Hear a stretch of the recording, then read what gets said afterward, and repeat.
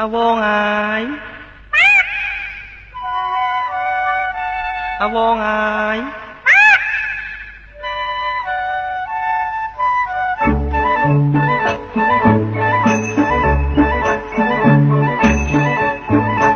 ចាស់ឯងទៅណាហើយ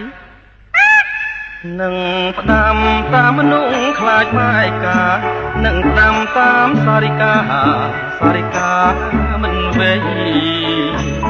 នឹងផ្ដាំតាមមនុស្សខ្លាចបែកកានឹងផ្ដាំតាមសារិកាមិនវេ